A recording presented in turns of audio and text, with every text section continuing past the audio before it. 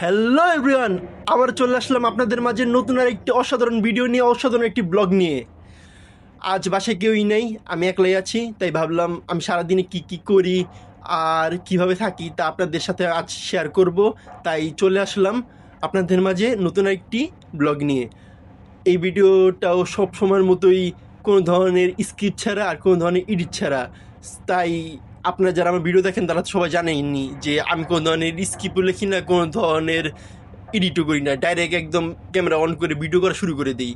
So কোন ধরনের ভুল ত্রুটি হলে অবশ্যই মাফ করবেন। আমি জানি অসংখ্য ভুল হবেই আমার দ্বারা, তারপরেও আপনারা তো আমার নিজেরই মানুষ, সো আমি আশা করছি আপনারা বুঝতে পারবেন। সো এ দেখুন আমাদের ঘরের বাইরের পরিবেশ কত সুন্দর। এখন একটি বড় জাহাজ যাচ্ছে, জানি না আপনারা দেখতে পাচ্ছেন নাকি। ঘরটা পুরো অন্ধকার অবস্থায় আছে, তাই আমি লাইটটা জ্বালিয়ে দিচ্ছি। আপনাদেরকে আমি বিছনার অবস্থা দেখাই, পুরোটা এলোমেলো। আপনারা তো আশা করি বুঝতে পারেন যে যখন মানুষ বলতে গেলে একলা থাকে তখন ঘর বাড়ির অবস্থা অনেক খারাপ থাকে, স্পেশালি যখন একটা ছেলে মানুষ একলা থাকে, কারণ ছেলেরা এত সুন্দর করে ঘর গুছিয়ে রাখতে পারে না। একটু আগে ছাদ থেকে সবগুলো জামা কাপড় নিয়ে এসেছি, দেখুন এখানে সব রেখে দিয়েছি। সো আজ ফার্স্ট অফ অল ভিডিও তো আপনারা জানেননি যে কোনো ধরনের এডিট ছাড়া, তাই অসংখ্য ভুল হয়েই যায়।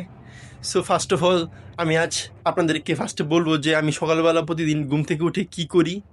প্রথমত সকালবেলা আমি ঘুম থেকে উঠে সর্বপ্রথম আমি মুখটা ধুই আর আমি দাঁত ব্রাশ করি।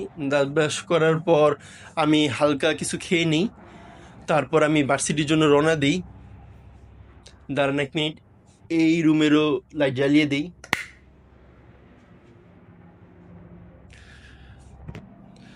তারপর আমি ভার্সিটিতে চলে যাই। ভার্সিটি থেকে আমি আস্তে আস্তে অলমোস্ট 5:30-6টা বেজে যায়।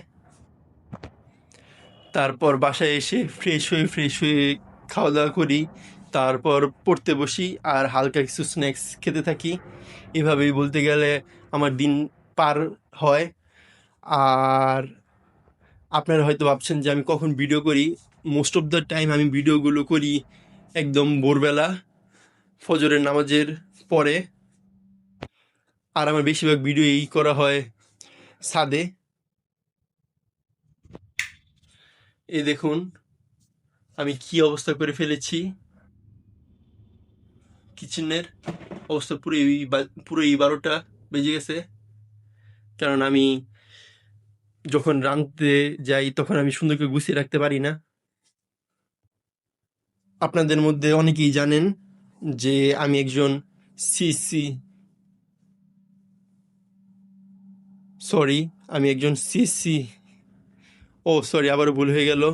আপনারা সকলেই জানেন যে আমি একজন সিসি স্টুডেন্ট, তাই বাসায় এসে সন্ধ্যায় বা রাত্রে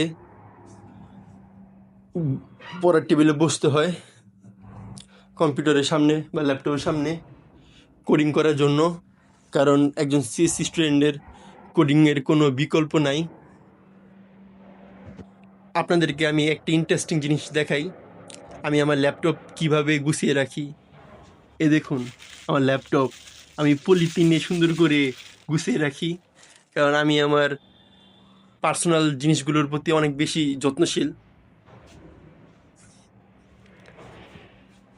এই যে আমার পিসি, আমার অন্যতম প্রিয় জিনিস, কারণ আমি এখানে বসেই দিনের বেশিরভাগ টাইম কোডিং করতে থাকি। আপনারা হয়তো ভাবছেন যে আমি কী টাইপের ব্লগার। আমি ভাই বলতে গেলে কি ডেলি লাইফ ব্লগার, বা আমার মনের যত কষ্ট দুঃখ আছে সব আমি আপনাদের মাঝে শেয়ার করি। আমি জানি যে আমার ব্লগের মধ্যে কোনো ধরনের আকর্ষণীয় কোনো কিছু নাই, বাট তারপর আমার মন চায় যে আমি ব্লগিং করি, ইউটিউবে ভিডিও আপলোড করি, তাই আমি ভিডিওগুলো বানাই।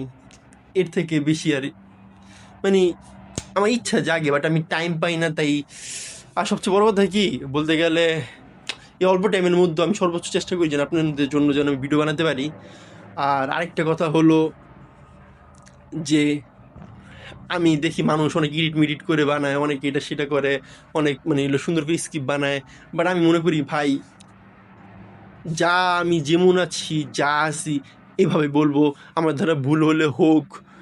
আমি মনে করি মানুষ যদি আমাকে এভাবে পছন্দ করে তাহলে করলো, আর না করলে তো নাই করলো। বাট আমি আশা করি যে আপনারা অলরেডি আমাকে অনেক ভালোবাসা দেওয়া শুরু করে দিয়েছেন।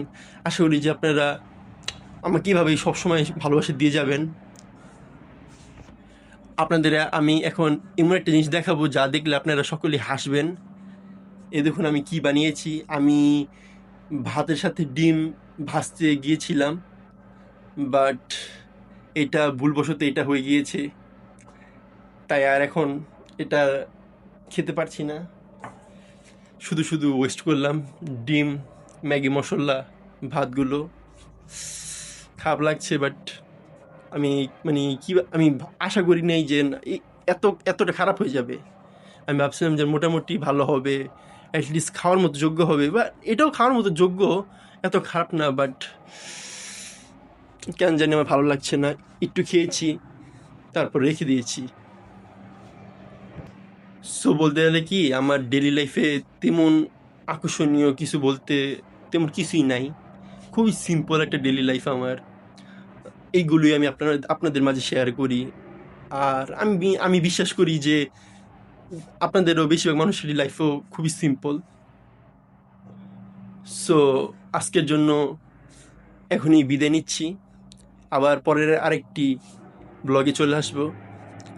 আপনারা যারা এখনও সাবস্ক্রাইব করেননি, আশা করছি আপনারা সকলে সাবস্ক্রাইব করে দিবেন, আর অসংখ্য ভালোবাসা দিবেন, আর একটা লাইক আর একটা শেয়ার করে দিবেন। সো চলে গেলাম আজকের জন্য। আল্লাহ হাফেজ।